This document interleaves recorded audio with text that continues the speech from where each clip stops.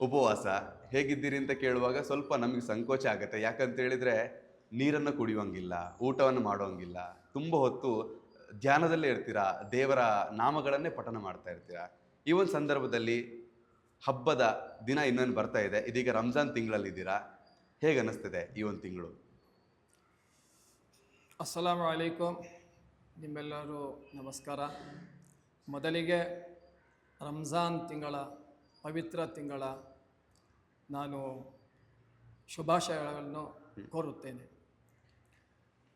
ರಂಜಾನ್ ಹೇಗೆ ನಡೆಯುತ್ತದೆ ಅಂದರೆ, ವರ್ಷದ 11 ತಿಂಗಳಲ್ಲಿ ರಂಜಾನ್ ತಿಂಗಳಿಗೆ ಹೆಚ್ಚಿನ ಮಹತ್ವವಿದೆ.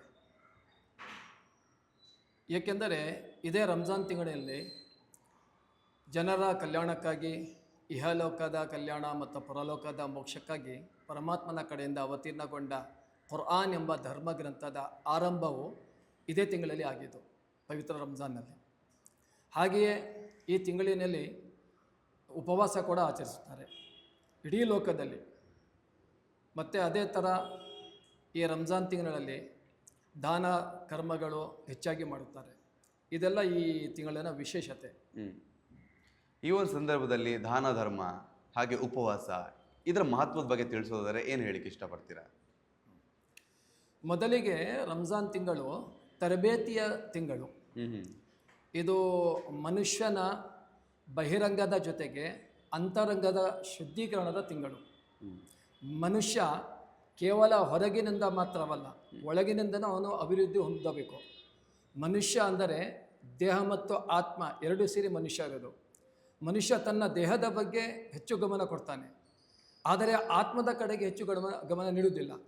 ಆದ್ದರಿಂದ ಈ ತಿಂಗಳು ಮನುಷ್ಯನಿಗೆ, ಒಬ್ಬ ಮನುಷ್ಯ ಹೇಗೆ ತನ್ನ ದೇಹದ ಕಡೆಗೆ ಗಮನ ಕೊಡುತ್ತಾನೋ ಅಷ್ಟೇ ಮುಖ್ಯವಾಗಿ ತನ್ನ ಆತ್ಮದ ಕಡೆಗೆ ಕೂಡ ಗಮನ ಕೊಡಬೇಕು ಎಂಬ ತರಬೇತಿ ನೀಡಲು ಈ ರಂಜಾನ್ ತಿಂಗಳು ಬಂದಿದೆ. ಏನು ಈ ವಿಶೇಷತೆ? ಹೇಗಿರಬೇಕು ರಂಜಾನ್ ತಿಂಗಳಲ್ಲಿ? ಯಾವ ರೀತಿ ವರ್ಷ ಪೂರ್ತಿ ಇರಬೇಕೋ ಅದಕ್ಕಿಂತ ಹೆಚ್ಚಾಗಿ ಚೆನ್ನಾಗಿ ಸನ್ನಡತೆಯಿಂದ, ಸದ್ಗುಣಗಳಿಂದ ಈ ತಿಂಗಳಿನಲ್ಲಿ ಇರಬೇಕು. ಅದನ್ನು ಕಲಿಸಲು ಈ ತಿಂಗಳು ಬಂದಿದೆ. ಉಪವಾಸ ಅಂತ ಹೇಳ್ತೀವಿ. ರಂಜಾನ್ ತಿಂಗಳಲ್ಲಿ ಉಪವಾಸ ಇರಬೇಕು. ಈ ರಂಜಾನ್ ತಿಂಗಳ ದಿನಚರಿ, ಒಬ್ಬ ಮುಸ್ಲಿಂ ವ್ಯಕ್ತಿಯ ರಂಜಾನ್ ತಿಂಗಳ ದಿನಚರಿ ಹೇಗಿರುತ್ತೆ? ಒಳ್ಳೆ ಪ್ರಶ್ನೆ. ರಮಜಾನ್ ಅಂದರೆ, ಇದು ರಂಜಾನ್ ಅನ್ನೋದು ಇದು ಅರಬಿ ಪದ. ಇದರ ಅರ್ಥ ಸುಡುವುದು ಅಂತ. ಸುಡುವುದು. ಯಾವ ರೀತಿ ಅಗ್ನಿ, ಬೆಂಕಿ ಯಾವುದೋ ಒಂದು ವಸ್ತುವನ್ನು ಸುಡುತ್ತದಲ್ಲ, ಆ ರೀತಿ ಸುಡುವುದು ಅಂತ. ರಮಜಾನ್ ಅಂದರೆ ಸುಡುವುದು. ಸರಿ. ಇದರ ಅರ್ಥ ಏನೆಂದರೆ, ಕೆಲವು ವಸ್ತುಗಳು ದೇಹವನ್ನು ಸುಟ್ಟು ಬಿಡುತ್ತವೆ, ಬೆಂಕಿ ದೇಹವನ್ನು ಸುಡುತ್ತದೆ. ಅದೇ ರೀತಿ ಕೆಲವು ಪಾಪಗಳು ಮನುಷ್ಯನ ಆತ್ಮವನ್ನು ಸುಟ್ಟಾಕುತ್ತವೆ ಅಲ್ವಾ? ಯಾವ ವಸ್ತುಗಳು ಮನುಷ್ಯನ ಆತ್ಮವನ್ನು ಸುಡುತ್ತದೋ ಅಂಥ ವಸ್ತುಗಳನ್ನು ಸುಡುವುದನ್ನು ರಂಜಾನ್ ಎನ್ನುತ್ತೇವೆ. ಇದರ ಒಂದು ಸಾರಾಂಶವಾಗಿ ಹೇಳಬೇಕಂದ್ರೆ, ಒಬ್ಬ ಮನುಷ್ಯ ಒಂದು ಕೆಡುಕನ್ನು ಮಾಡಿದರೆ ಅದರ ಪ್ರಭಾವ ಅವನ ಹೃದಯದ ಮೇಲೆ ಆಗುತ್ತದೆ. ಹೃದಯದಲ್ಲಿ ಒಂದು ಥರದ್ದು ಕತ್ತಲು ಆವರಿಸುತ್ತದೆ. ಅದೇ ಜಾಗ ಒಬ್ಬ ಮನುಷ್ಯ ಒಂದು ಪುಣ್ಯ ಕಾರ್ಯವನ್ನು ಮಾಡಿದರೆ ಆ ಪುಣ್ಯ ಕಾರ್ಯದ ಪ್ರಭಾವ ಅವನ ಹೃದಯದ ಒಳಗೆ ಒಂದು ಥರದ್ದು ಪ್ರಕಾಶ ಉಂಟಾಗುತ್ತದೆ. ಉಪವಾಸ ತಿಂಗಳಲ್ಲಿ ಒಬ್ಬ ಮನುಷ್ಯ ಸಾಮಾನ್ಯವಾಗಿ ಹೆಚ್ಚಾಗಿ ಪುಣ್ಯ ಕಾರ್ಯಗಳನ್ನೇ ಮಾಡುತ್ತಾನೆ, ಪಾಪ ಕಾರ್ಯದ ಬಹಳ ದೂರವಾಗಿರುತ್ತಾನೆ.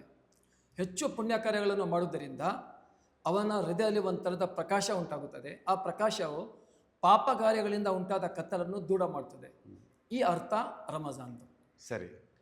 ಒಬ್ಬ ಮುಸ್ಲಿಂ ವ್ಯಕ್ತಿ ರಂಜಾನ್ ತಿಂಗಳಲ್ಲಿ ಬೆಳಗ್ಗೆ ಎಷ್ಟು ಗಂಟೆಗೆ ಏಳಬೇಕು? ಅವನ ದಿನಚರಿ ಹೇಗಿರುತ್ತೆ? ನಿಮ್ಮದೇ ಉದಾಹರಣೆ ಕೊಡೋದಾದ್ರೆ ಹೇಗೆ ಕೊಡ್ತೀರಾ? ಉಪವಾಸ ಅಂದರೆ ಬೆಳಿಗ್ಗೆ, ಈಗ ಸದ್ಯಕ್ಕೆ 4 ಗಂಟೆ 45-50 ನಿಮಿಷಕ್ಕೆ ಊಟ, ಆಹಾರ ಎಲ್ಲ ಊಟೋಪಚಾರ ನಿಲ್ಲಿಸಬೇಕು. ಆಮೇಲೆ ಸೂರ್ಯಾಸ್ತದ ನಂತರ ಊಟೋಪಚಾರ ನಾವು ಮಾಡಬಹುದು. ಒಂದು ತೊಟ್ಟು ನೀರನ್ನು ಕೂಡ ಬಾಯಿಗೆ ಹಾಕುವಂತಿಲ್ಲ. ಒಂದು ತುತ್ತು ಅನ್ನದ ಒಂದು ಕಾಳು ಕೂಡ ಬಾಯಿಗೆ ಹಾಕುವಂತಿಲ್ಲ. ಇದನ್ನೇ ಮಾತ್ರ ಉಪವಾಸ ಅನ್ನೋದಲ್ಲ, ಉಪವಾಸದ ಇನ್ನೊಂದು ಅರ್ಥ ಇದೆ. ಏನೆಂದರೆ, ತಮ್ಮ ಆತ್ಮವನ್ನು ಶುದ್ಧೀಕರಣ ಮಾಡಬೇಕು, ಧಾರ್ಮಿಕವಾಗಿ ಹಾಗೂ ಆಧ್ಯಾತ್ಮಿಕವಾಗಿ ಮನುಷ್ಯ 11 ತಿಂಗಳು ಜಾಸ್ತಿ ಹೆಚ್ಚು ಗಮನ ಕೊಡೋದಿಲ್ಲ. ಈ ತಿಂಗಳಲ್ಲಿ ವಿಶೇಷವಾಗಿ ಗಮನ ಕೊಟ್ಟು ಅವನು ಆಧ್ಯಾತ್ಮಿಕವಾಗಿ ಮುಂದುವರಿಬೇಕು, ಅಭಿವೃದ್ಧಿ ಹೊಂದಬೇಕು. ಆಮೇಲೆ ಮನುಷ್ಯನಲ್ಲಿ ಕೆಲವು ಗುಣಗಳಿವೆ. ಹಾಗೆ ಮನುಷ್ಯನಲ್ಲಿ ಮರೆಯುವ ಗುಣವೂ ಇದೆ. ಅವನು ಬಹಳಷ್ಟು ವಿಷಯಗಳನ್ನು ಮರೆತು ಬಿಡ್ತಾನೆ. ದುಃಖವನ್ನು ಮರೆತು ಬಿಡ್ತಾನೆ, ಸಂತೋಷವನ್ನು ಮರೆತು ಬಿಡ್ತಾನೆ. ಅದೇ ರೀತಿ ಒಬ್ಬ ಮನುಷ್ಯನಲ್ಲಿ ಇತರರಿಗೆ ಸಹಯೋಗದಿಂದ ಬಾಳಬೇಕು, ವಿನಮ್ರತೆಯಿಂದ ಬಾಳಬೇಕು, ಸಹಬಾಳ್ವೆ ನಡೆಸಬೇಕು, ಶಾಂತಿಯಿಂದ ವರ್ತಿಸಬೇಕು. ಇದೆಲ್ಲ ಕಡ್ಡಾಯವಾಗಿದೆ. ಕೆಲವೊಮ್ಮೆ ಮನುಷ್ಯ ಆವೇಶದಲ್ಲಿ ಬಂದುಬಿಟ್ಟು ಅದನ್ನು ಮರೆತು ಬಿಡ್ತಾನೆ. ತನ್ನನ್ನು ಹತೋಟಿಯಲ್ಲಿಟ್ಟುಕೊಳ್ಳಬೇಕು. ಅದು ಕಲಿಸಲು ವರ್ಷದ ಒಂದು ತರಬೇತಿಯ ಮಾಸವಾಗಿ ಉಪವಾಸದ ಮೂಲಕ ರಂಜಾನ್ ತಿಂಗಳು ಮನುಷ್ಯನನ್ನು ತನ್ನನ್ನೇ ಹತೋಟಿಗೆ ಇಟ್ಟುಕೊಳ್ಳುವಂತೆ ತರಬೇತಿ ನೀಡುತ್ತದೆ. ಆ ತಿಂಗಳು ಇದು ರಂಜಾನ್ ತಿಂಗಳು. ಸರಿ, ನನ್ನೊಂದು ಪ್ರಶ್ನೆ ಇದೆ, ಮುಖ್ಯವಾಗಿ ಕೇಳಿಬಿಡ್ತೀನಿ ನಾನು. ವರ್ಷದಲ್ಲಿ 12 ತಿಂಗಳಿದೆ, ಯಾಕೆ ಒಂದು ತಿಂಗಳು ಮಾತ್ರ ರಂಜಾನ್ ತಿಂಗಳು ಅಂತ ಆಚರಿಸ್ತಾ ಉಳಿದ ತಿಂಗಳಿಗಿಂತ ಈ ತಿಂಗಳು ಯಾಕೆ ವಿಭಿನ್ನ? ಹೌದು, ಯಾಕೆಂದರೆ ನೋಡಿ, ನಾವು ನೋಡುವ ಹಾಗೆ ಕೆಲವು ಕಂಪನಿಗಳು ತಮ್ಮ ಮಾರಾಟದ ವಸ್ತುಗಳಲ್ಲಿ ಇದು ಒಂದು ಆಫರ್ ಕೊಡ್ತಾರೆ, ಬೈ 1 get 1 ಫ್ರೀ ಅಂತ. ಹೌದು ಅಲ್ವಾ? ಅಂದರೆ ಒಂದು ವಸ್ತುವಿನ ಬೆಲೆಯಲ್ಲಿ 2 ವಸ್ತುಗಳು ಸಿಗುತ್ತವೆ. ಹೌದು. ಇದು ಧಾರ್ಮಿಕವಾಗಿಯೂ ಒಬ್ಬ ಮನುಷ್ಯನನ್ನು ಆಧ್ಯಾತ್ಮಿಕವಾಗಿ ಅವನು ಉನ್ನತವಾದ ಸ್ಥಾನಮಾನ ಪಡೆಯಬೇಕು ಅಂತಲೇ ಅದನ್ನು ಪ್ರೋತ್ಸಾಹಿಸಲು ಒಂದು ಆಫರ್ ಕೊಡಲಾಗುತ್ತದೆ. ಆ ಆಫರ್ ವಿಶೇಷವಾದ ಆಫರ್ ಈ ತಿಂಗಳಲ್ಲಿದೆ.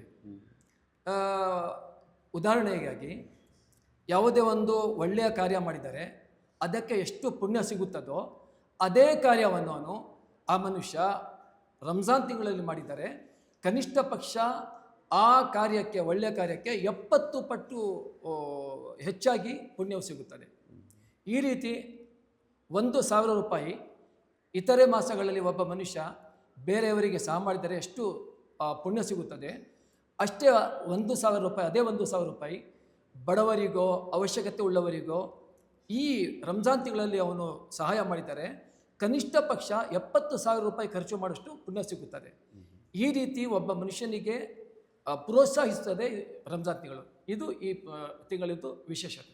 ಒಂದು ವೇಳೆ ಒಬ್ಬ ಮುಸ್ಲಿಂ ವ್ಯಕ್ತಿ ರಂಜಾನ್ ತಿಂಗಳಲ್ಲೂ ಕೂಡ ಉಪವಾಸ ಮಾಡೋದಿಲ್ಲ, ನಾನು ಬೇಕಾದಾಗ ಬದುಕ್ತೀನಪ್ಪ ಅಂತ ಆಲೋಚನೆಯನ್ನು ಮಾಡ್ಕೊಂಡು ಜೀವನ ನಡೆಸಿದರೆ ಅವನಿಗೆ ಏನು ಸಮಸ್ಯೆ ಆಗುತ್ತೆ? ಆ ಥರದ್ದೇನಾದರೂ ಇದೆಯಾ? ನಾವು ನೋಡೋದಾದರೆ ಒಬ್ಬ ಒಳ್ಳೆಯ ಸರಿಯಾದ ಬುದ್ಧಿ ಉಳ್ಳವನು ಇಂತಹ ತಿಂಗಳನ್ನು ಇದು ಮಾಡೋದಿಲ್ಲ, ಇಗ್ನೋರ್ ಮಾಡೋದಿಲ್ಲ. ಇದು ತಾವು ನೋಡ್ಬೋದು, ವಯಸ್ಕರೇನು ಮಕ್ಕಳು ಕೂಡ ಉಪವಾಸ ಆಚರಿಸ್ತಾರೆ. ಒಂದು ಅವರಲ್ಲಿ ಒಂದು ಪ್ರೋತ್ಸಾಹ ಬರುತ್ತದೆ. ಅದಕ್ಕೋಸ್ಕರ ಸರಿಯಾಗಿ ಈ ತಿಂಗಳನ್ನು ಅರ್ಥ ಮಾಡಿಕೊಂಡವನು ಈ ತಿಂಗಳಿನಲ್ಲಿ ಉಪವಾಸ ಏನು ಯಾವುದೇ ಒಂದು ಸಣ್ಣ ಒಳ್ಳೆ ಕಾರ್ಯ ಬಿಡುವುದಿಲ್ಲ ಅವನು. ಯಾವುದೇ ಸುದ್ದಿಯ ಅಪ್ಡೇಟ್ ಅನ್ನ ಮಿಸ್ ಮಾಡ್ಕೊಳ್ಬಾರ್ದು ಅಂದ್ರೆ ಈಗ್ಲೇ ಒನ್ ಇಂಡಿಯಾವನ್ನ ಸಬ್ಸ್ಕ್ರೈಬ್ ಮಾಡಿ. ನಿಮಗೆ ಬೇಕಾದ ಭಾಷೆಯಲ್ಲಿ ಎಲ್ಲಾ ಸುದ್ದಿ ತಿಳಿಬೇಕು ಅಂದ್ರೆ ಒನ್ ಇಂಡಿಯಾ ಆಪ್ ಅನ್ನ ಡೌನ್ಲೋಡ್ ಮಾಡ್ಕೊಳ್ಳಿ.